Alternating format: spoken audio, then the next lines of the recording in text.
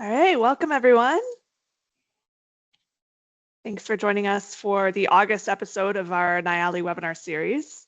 We'll let everybody get on to the call here, and I have just a couple of housekeeping notes before we dive into today's discussion. And this is going to be a very exciting topic, all about mental load, stress in construction, and why being under constant cognitive chaos, constant stress can have profound impacts on projects, not just from a safety perspective, but from health and safety or a health perspective for your employees, a project performance perspective. It's got a trickle effect that can impact so much in construction. So really excited to dive into this topic today. Just a reminder for everybody, we will be recording this session. Of course, if you'd like to go back and watch any of our past webinars, they are all on demand on our YouTube channel. We've also got links to them on our website. So if you can't stay for the whole session today, or you'd like to go back and watch previous episodes and guests we've had on, please go check out our channel. We've got all of our webinars there. And I'd like to let everybody know as well that our next webinar is going to be September 25th. This one's going to be a little bit different than some of our webinars in the sense that we are actually hosting this in conjunction with LCI leading up to LCI Congress. So it's actually the link and the registration is all on the LCI website. And our guest speaker for this one is Steve Hawthorne with Mace Construction. He's the director of operations there, and he's going to be talking through his journey with the last planner system, lean construction methods, and really how they've gone from analog to digital and what's impacted that journey. So highly encourage you to register for this one. It's going to be on the LCI website. I'll get a link in the chat if you'd like to attend. And we're really looking forward to LCI Congress this year in October. If you are going to be there, we will definitely be there this year. Just a couple of other upcoming events to keep an eye out for. We do have another session with LCI on their marketplace. So this is a series that they're running on all different tools and technologies and services out there for lean construction. So we're going to be presenting on September 9th. Presentations start, I believe, this week. And it's a great series to tune into if your organization is shopping around for different tools and lean technologies out there. We've got the ICBA Innovation Summit in Vancouver, October 2nd and 3rd. Building transformations in Toronto. Really looking forward to this one as well. We've actually got a panel that we're putting together on lean construction. So we've got some folks from ACON, EBC, and PCL that are going to be joining us for that panel discussion. CMMA is another big show that's in Nashville. Of course, we've got LCI, which is one of our big flagship shows for the year down in Arlington. And we've also got the Design Build Conference down in Vegas in early November. So stay tuned to our events page. We've got lots of exciting things coming up over the next few months. And with that, I will switch it over to introduce our speakers for today. I'd actually like to, first of all, introduce Jeff, who is going to be our moderator. Jeff Marshall is newer to the team at Nialli. He's on our sales team, and I invited him to be our moderator for the discussion today because he actually comes from a safety background himself before he pivoted into sales. He's seen a ton of stuff out in the field and can really draw upon the knowledge that he's experienced out there as a safety professional himself. And of course, our guest of honor today is Ian Gray. He is a tech strategist and founder right now with Fieldframe, but has a long history of working in the safety space. He's a passionate advocate for mental health in construction. And with that, I'd like to turn it over to Jeff and Ian for today's discussion. Awesome. Thank you so much, Laura. Really appreciate the warm intro, and I don't know how to follow up with that one, but just a quick little bit about myself. I spent close to 14 years in health and safety before I kind of hung up my cap.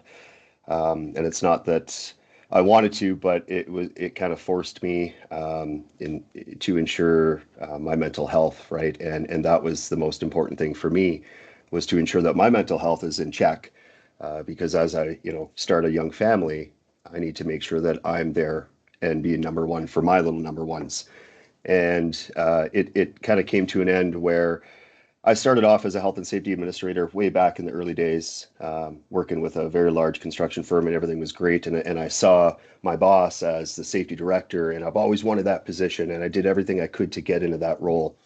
And then when I found myself into that role, I really looked myself in the mirror and like a 10,000 foot view looking down.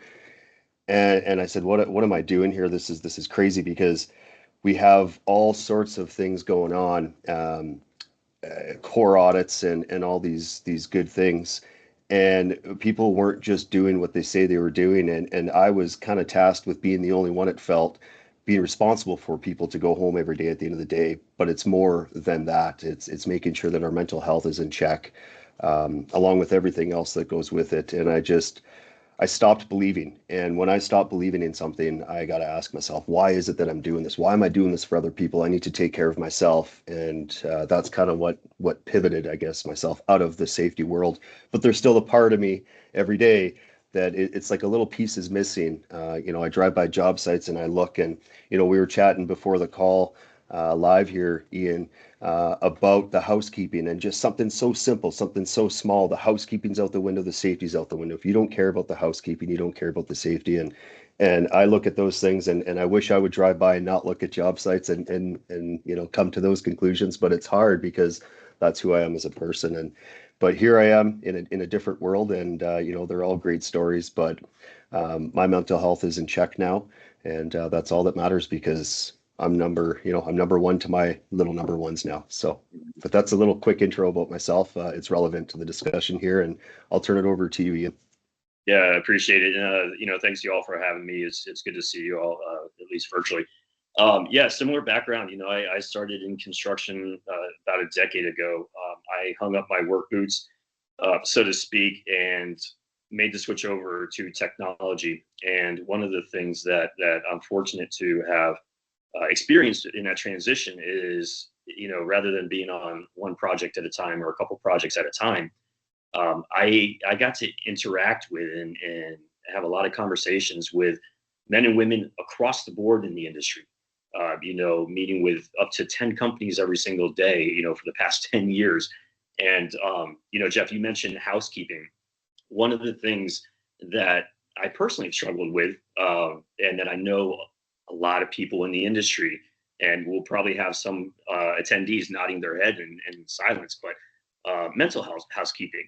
And what does that do to not just safety, not just productivity, but how's that trickling into our personal lives as well?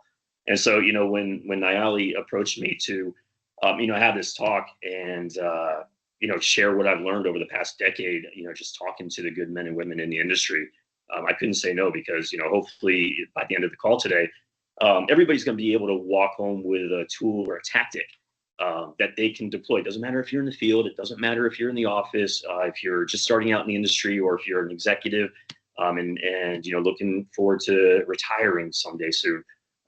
Hopefully this is going to impact everybody, and that we can start spreading the good word about mental fitness and things like that. So I'm thankful to be here, and looking forward to the time that we have together today.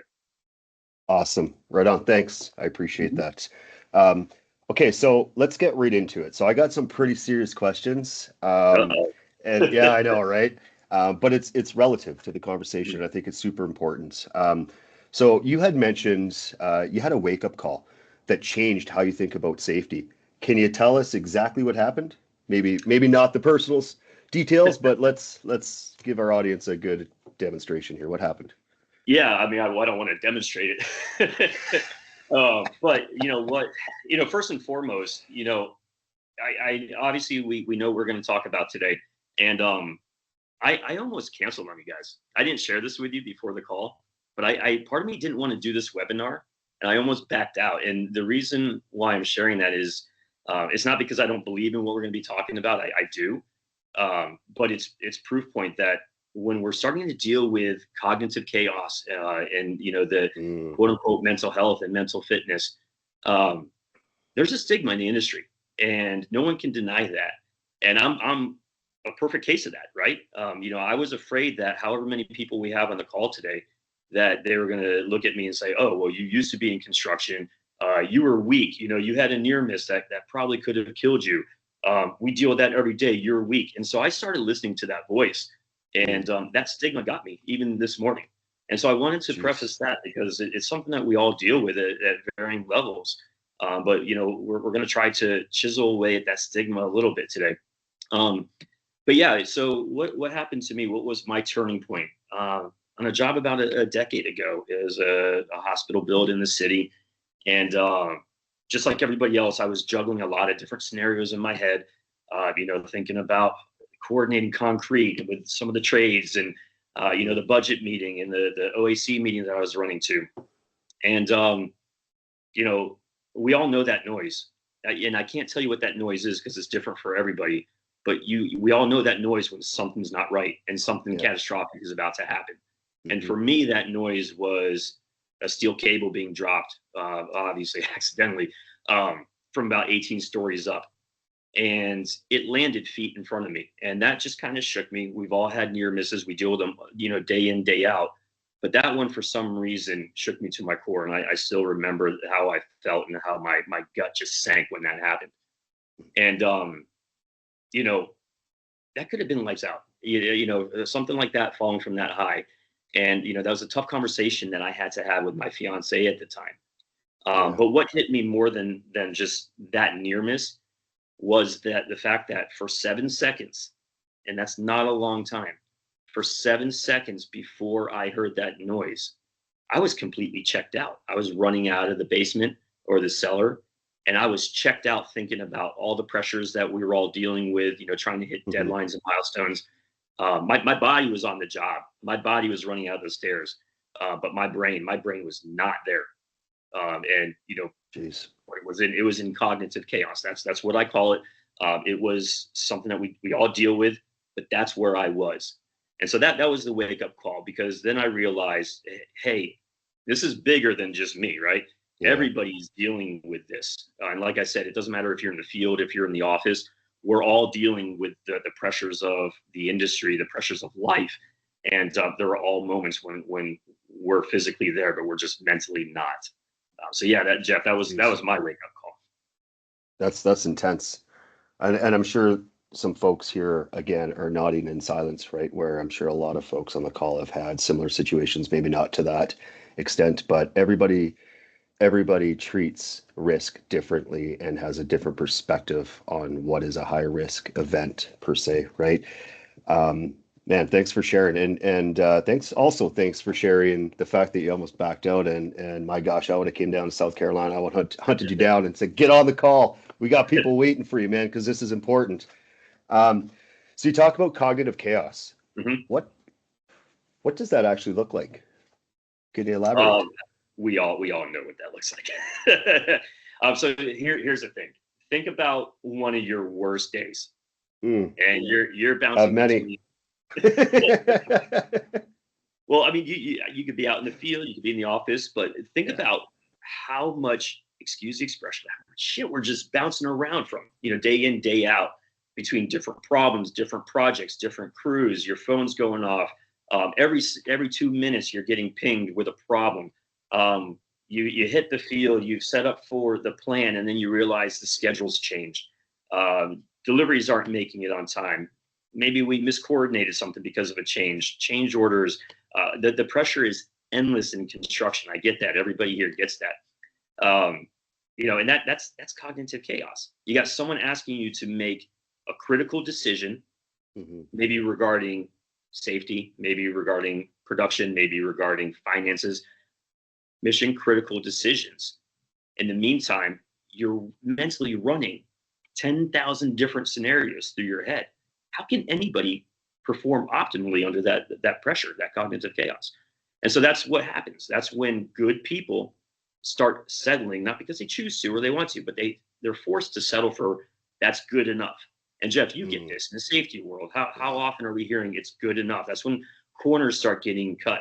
That's when 20-year pros start seeing that they're cutting corners because nothing's ever happened in the past in 20 years. And all it takes is one, right? That's when safety protocols get thrown out the window temporarily. And that's when the voice in all of our heads says, this is fine, not this is right. And we should all be striving for making the right decisions, not good enough decisions always.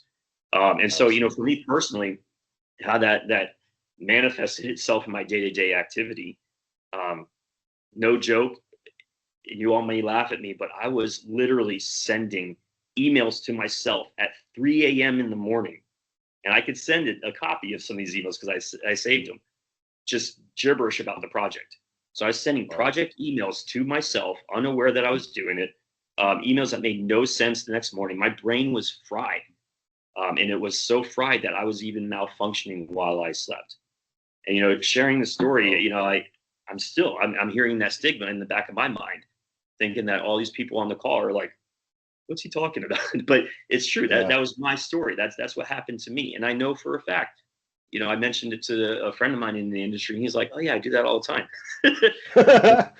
That's not right, man. So is that real quick? We're gonna go off script and questions here, but is that good enough that you're talking about? Like you've accepted this is good enough, and why were you emailing yourself at 3 a.m.? Was that a channel to vent basically, or was that just reminding yourself of certain things for the next day because you were checked out? Because I've done that as well, right? Where mentally you're done and you're just gibberish to yourself. I've done that too, but maybe explain a little bit more why you were doing that. Yeah. So in my emails, I would talk about RFIs.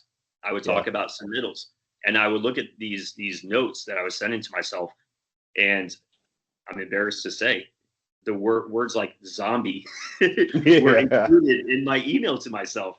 I'm like, is this a slip, or like a mental slip, or what? Like, I'm even talking about zombies, and I'm feeling like a zombie. So I mean, to answer your question a little more directly, Jeff, we all have that to-do list, right? And I was just sending myself nonsense and gibberish about it, and it's just not right. That's not crazy. a good place to be in. Yeah, no, it's not, because you're trying to set yourself up for the following day and mentally being prepared, and if you're in that state the day before, how are you going to be in the next following day? And I mean, there's so many people counting on you, on us, on people on the call to be that, I am ready for and fit for duty. Doesn't necessarily mean I'm under the influence or can't whatever, but being mentally prepared for the following day is a form of fit for duty, right? So anyway, sorry, I want to dive a little bit deeper into that. I see behind you VUCA. Is that VUCA? VUCA? That's awesome. What's VUCA? Am I saying that right? Is it VUCA? It is VUCA. It is. And why should construction pros care?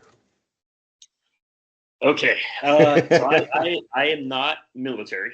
Have a lot of respect for the military. Have studied some military leaders in the past.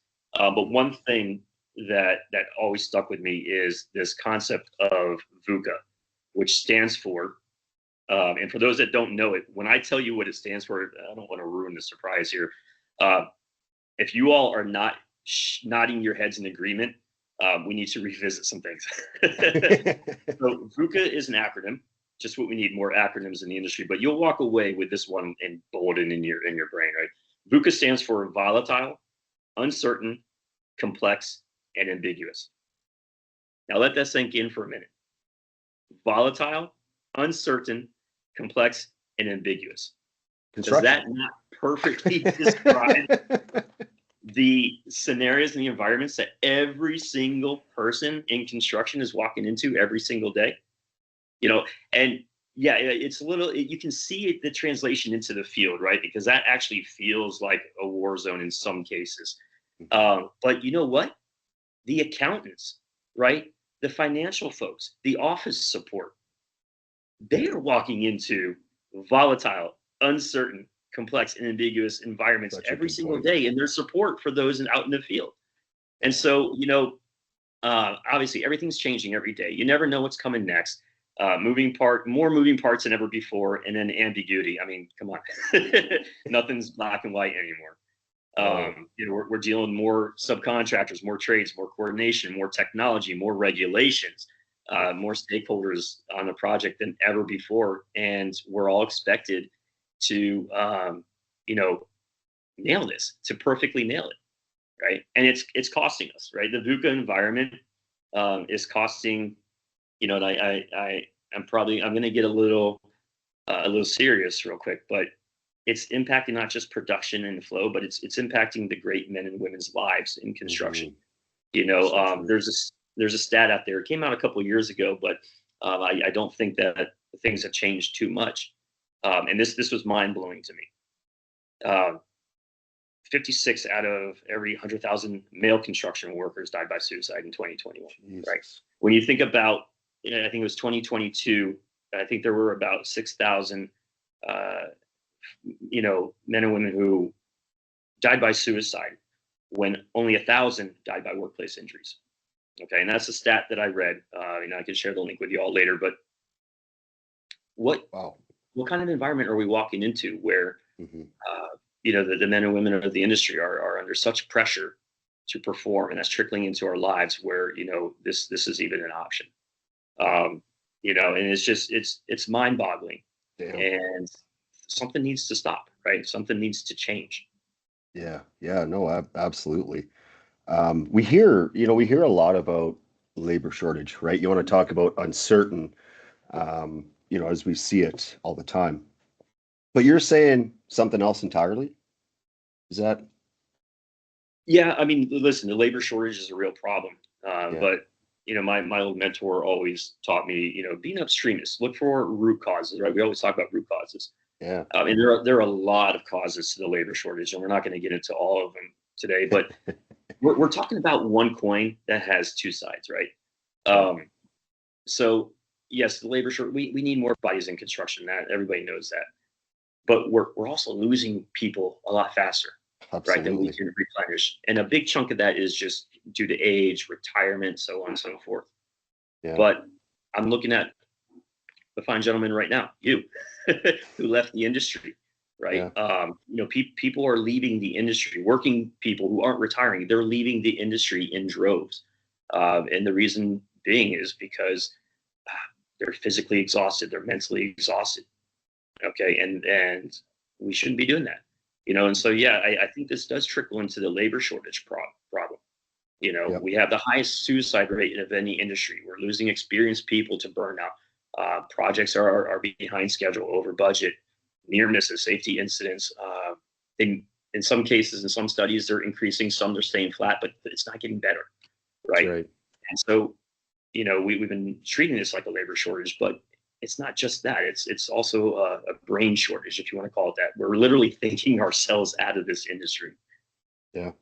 Yep. Absolutely. So if the problem, let's just say, is cognitive overload, that makes sense. Yep. Mhm. What's the solution?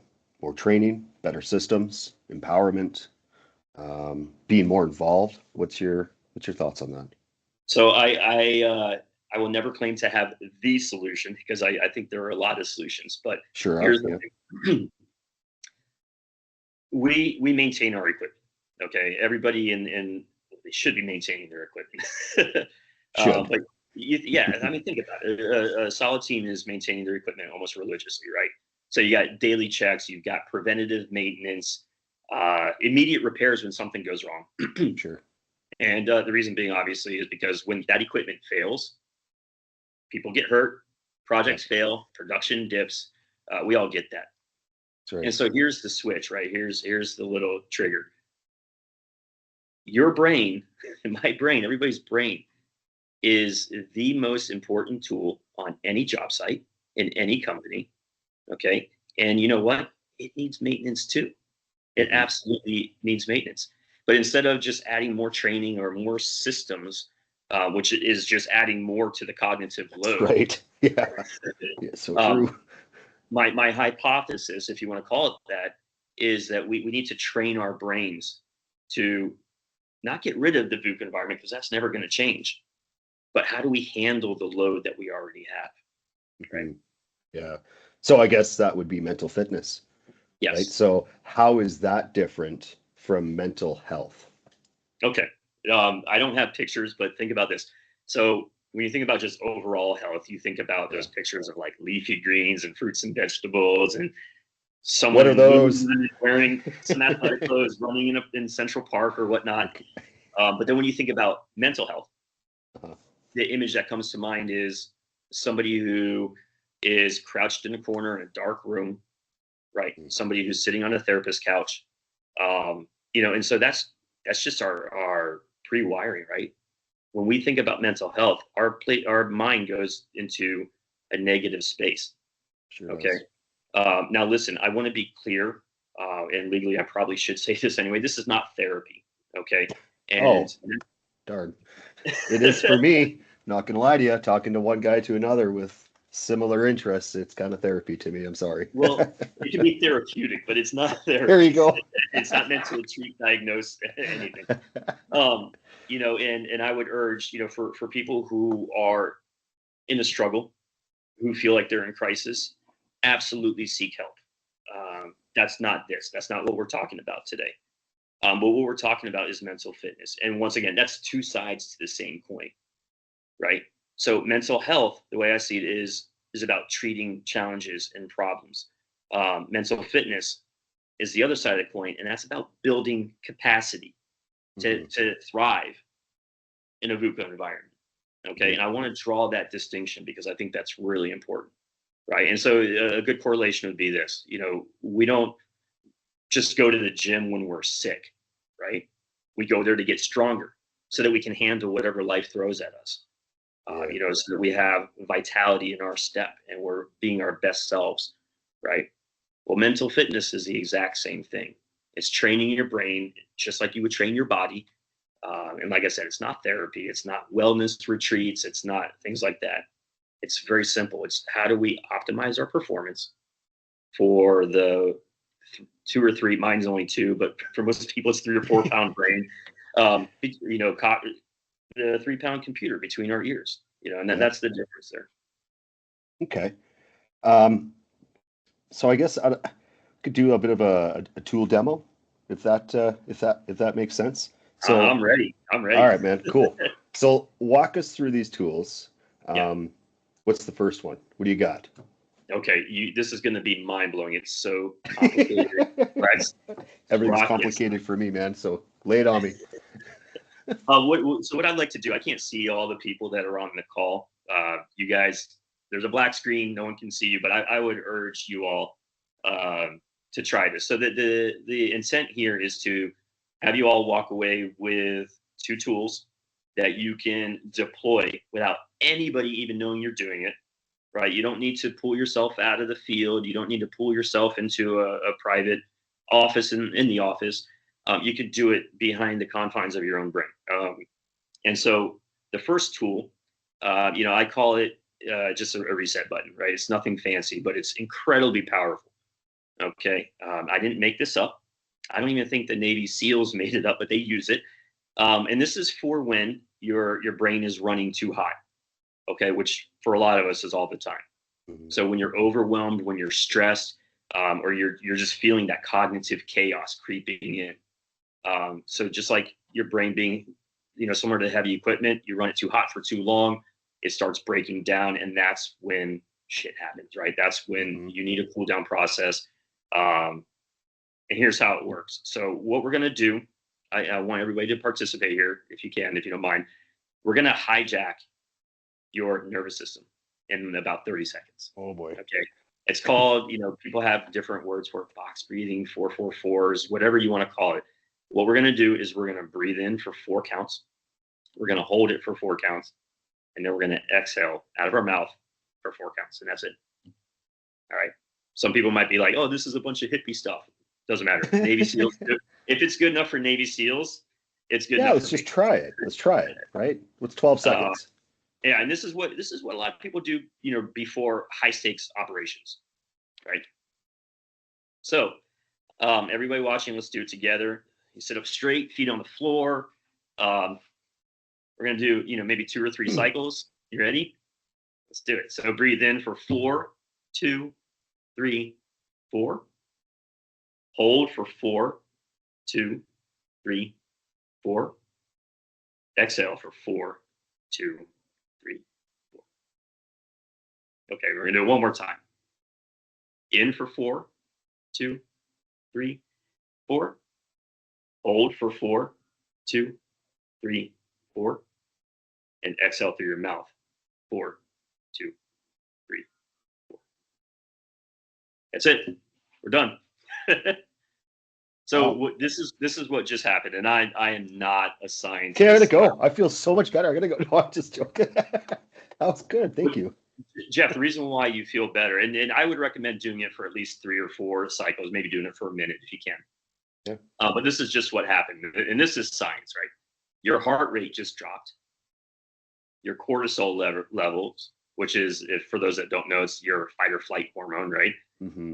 That just dropped. Your focus just got sharper, and bottom line, you took back control. Right. It's as simple as that, right? So my recommendation: use this before you're having that difficult conversation, before safety meetings, before OACs. Use it in your personal life. Anytime you're about to make a big decision, or that you feel like, hey, cognitive chaos is creeping in, I need to reset and hijack my nervous system here to make good decisions, to be sharp, to be aware, things like that. Wow, that's very interesting. Thank you. I appreciate that. So what about the second tool? I'm interested. Second tool, once again, not rocket science, but incredibly powerful. Yeah. I wish I could say I made this one up, but I didn't. I got this from a guy named Dr. Nate Zinsser. For those that don't know him, he's a performance psychologist out of West Point. Wrote an excellent book called The Confident Mind. So yeah, this is he calls this I forget what he calls it, like the win. I call it the win vault. Okay, nice. So, or your track record. So we this is when you would deploy this when you need a certain level of confidence. Okay, when you're facing a high pressure moment or situation, and that voice in your head. And I don't know if you all deal with this. I do still to this day. That voice in my head starts saying, "Hey, what if I F this up? What if I screw this up?" Like my voice said that before this webinar. And I did the win vault. I thought about all the other times I talked about something that I'm passionate about. All the times I felt that, what they call it, imposter syndrome or something like that. Yeah. All the things that were triggering for me to even want to bail on this conversation. So here's how it works real quick. Anytime you're going into a big situation, a big moment, all you got to do is take a breath, quickly remind yourself of what you've already proven to yourself in your life that you can handle. And this isn't positive thinking. It's not like the little engine that could, like, I think I can. This is, hey, I know I can because I did it before. That's right. I know I can handle that tough safety conversation because I've done it a million times before. And so what this is to, take some time to fill your vault with specific memories, and then just think about them before you go into a high stakes situation. Okay. So, before a client meeting, I might think, hey, I've handled this project before when it was 3 weeks behind. I managed this crisis when the crane broke down. I've been doing this for 10 years. It only takes 45 seconds, a minute max, to access your track record. But what this does, the science behind it, is it rewires your brain from, oh shit, what if this goes wrong? To, I got this. Because I've proven to myself, these specific instances, I've proven to myself that I can handle this.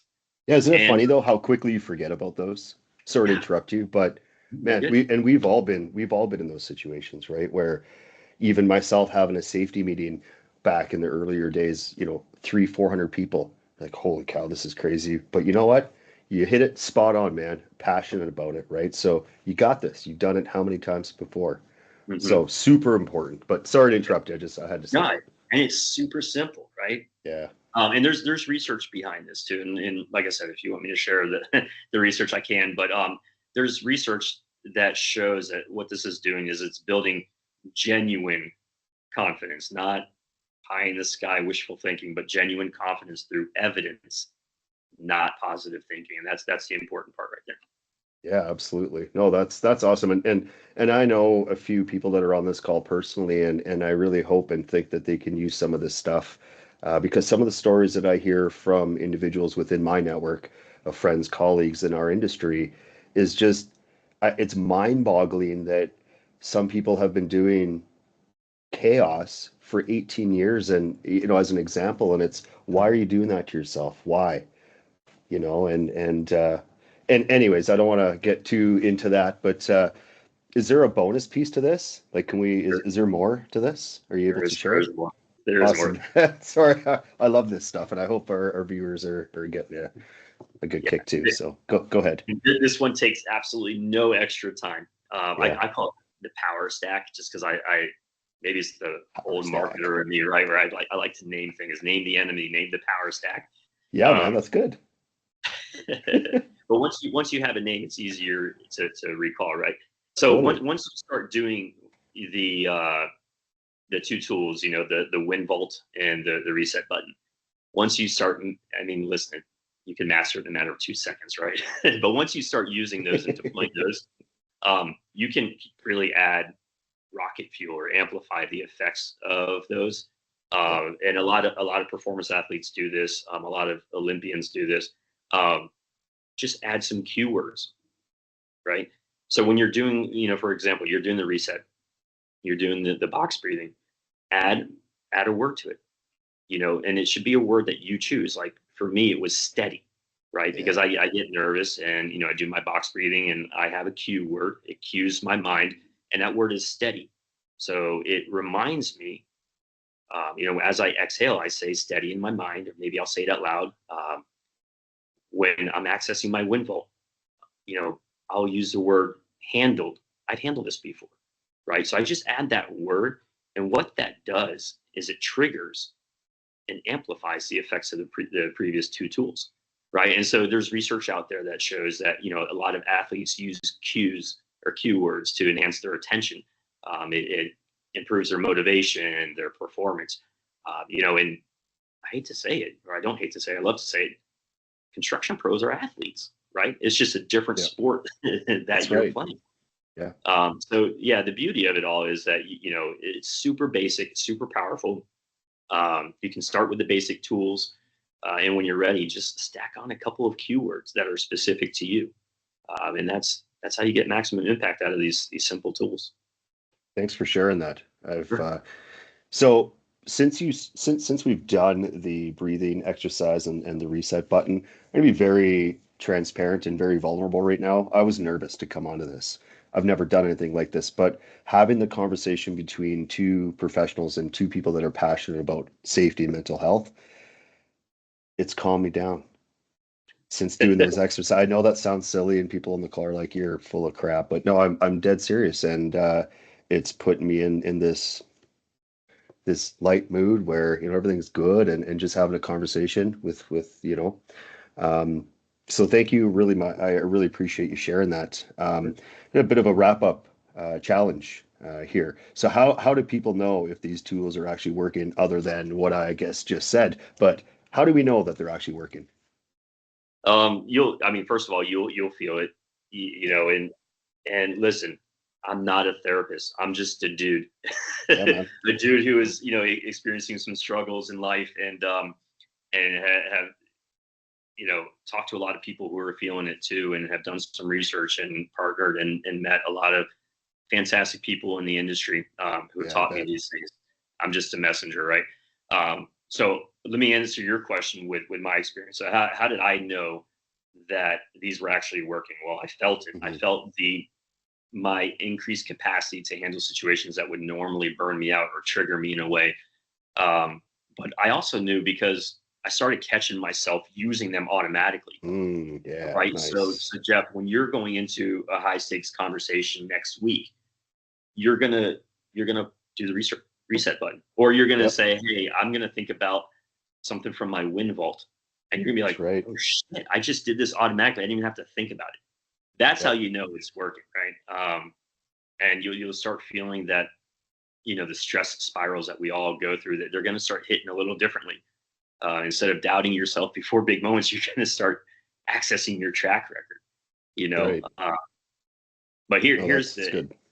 here's a real test though for everybody. Oh Um, boy. Try one tool either later today, because I know it's pretty early for a lot of folks, or tomorrow. Try one tool before your first difficult conversation or difficult situation or stressful moment, and just see what happens. Right? Yeah. Most people will notice a difference immediately. And like Yep. I said, these aren't magic bullets, right? It's not going to eliminate the VUCA environment. They're just simple tools that when you use them, they actually work. Yeah, and you can take it though so much farther. You mentioned earlier, real quick, uh, office folks, people not boots on the ground out in the construction field. This applies to everything in life, man. Really. Mhm. So thank you for sharing that. Of I course. really appreciate it. And I know there's some people on this call here, and I know them personally, that I really think that you should take Ian's advice and try. Just try, see what happens, right? And I'll follow. You know who I'm talking about, people on the call, and I'll follow up with you later to make sure you did it. But I guess what's next for people who want to take this a bit further, Ian? Yeah. So, for people who want to take it further, there are two parallel paths, right? We could Mhm. do this individually, right? And, seek out the resources for us as individuals. And then, of Mhm. course, there are probably leaders who say, hey, you know what? I want to explore doing something like this for my crews, for my team, and seeing how we can really kind of pull together and see what the impacts in the business are, not just in our personal lives. Yeah. And so what I'm trying to do right now, I'm trying to build a construction community around this, mental fitness, not mental health, but mental fitness for construction pros, right? It's not wellness, it's not therapy, it's just people who know how to deploy a quick and easy tool. Um, people who know how to build things can deal with the VUCA environment a little bit better now. Yeah. But Yeah. honestly, the best next step, just use the tools. Pick one, try it tomorrow, see if it helps. And I think I mentioned to you before the call, Jeff. I don't know if this is going to take off or not, but I'd like to launch a challenge. Can I share that challenge? Absolutely. I'm always up for the challenge.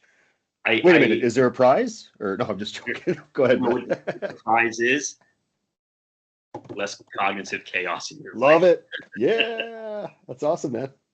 No, but I want to prove that this works, right? And Yeah. I don't need to prove it works because I know it works for me and I know it works for hundreds of other people I've talked to. But I want to prove that it works for the industry at large. And so I'm launching what I call super cheesy, but Laugh before you say it. Come on, man. I think I have it up on my thing over here. A hashtag or something where it's called 10K Build Strong, right?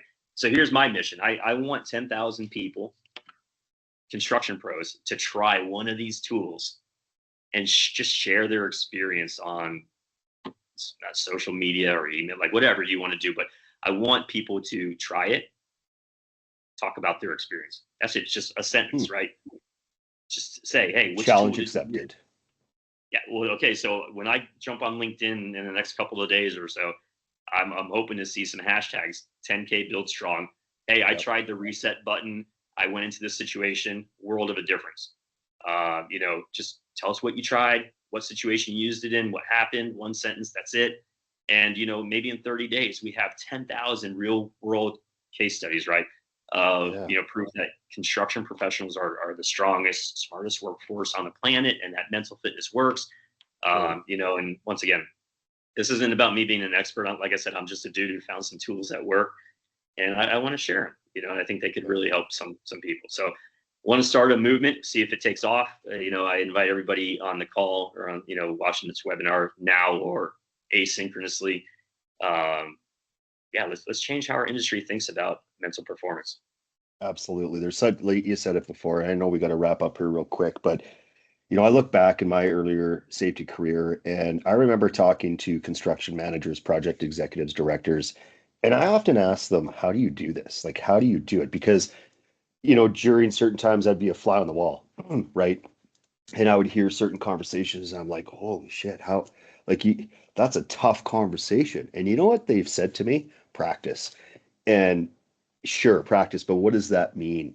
Well, they're mentally prepare themselves because they've mentally fitnessed, for lack of better words, their brain, right? Yeah. And they're solid and they wake up every day and they look themselves in the mirror and because they answer to themselves. And I think it's super important that we take things further. And I love that movement. And you got my support for sure, Ian, because if we can put 10,000 different effective ways that has helped other individuals, guess what? That's just going to touch even more people and other individuals might be able to draw from that. So you know what? I haven't tried that. I'm going to try this.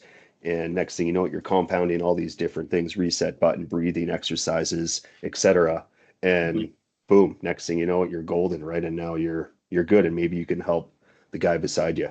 Because we all know somebody that's struggling, for lack of better words, right, with mental health or something. So that's all the questions I have here. Thank you so much. I really appreciate your time. I know we're all busy. Unless there's anything else you had, Ian. No, just know that the world appreciates what everybody does. Absolutely. The world doesn't always say it, but we appreciate the hard work that the men and women of the industry are putting in. we see you, and yeah, let's just try and make it a better place. You got it. Thanks, Ian. Awesome. Thanks for having me. Yeah, thanks so much for joining us. And if there is anybody that has any questions for Ian, we can stay on for another minute here, or you can also reach out to him on his LinkedIn channel. He's very active there. Ian, we really appreciate you coming on and talking about this topic. I'm so sad to hear that you didn't want to come, but don't feel like we need more people to talk about this. I think it's on everybody's minds, and we need to get out there and start small with some of these effective exercises and get the conversation going for sure. So thank you so much for joining. Well, I was just going to add one more thing. I mean, that's the thing, there's awareness, and we need to improve or increase awareness.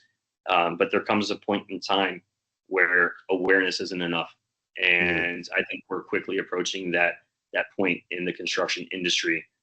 And I'm not saying that a breathing exercise is going to cure all of the problems, but if we can make, minor incremental improvements in our personal lives and the way that we're all handling this collectively as an industry, that's where the awareness turns into action. You know what I mean? Yeah, no, absolutely. You know what, real quick, I like to think of it as the toolbox, right? And what type of tools do you have in your toolbox, construction worker? And these reset button breathing exercises, these are all tools that we can deploy, right? So thank you. Appreciate it. All right. I don't think I see any questions from our audience, so we will wrap up, and we look forward to seeing you on our next webinar session. Thank you so much, everyone, for joining. Y'all rock. Take care.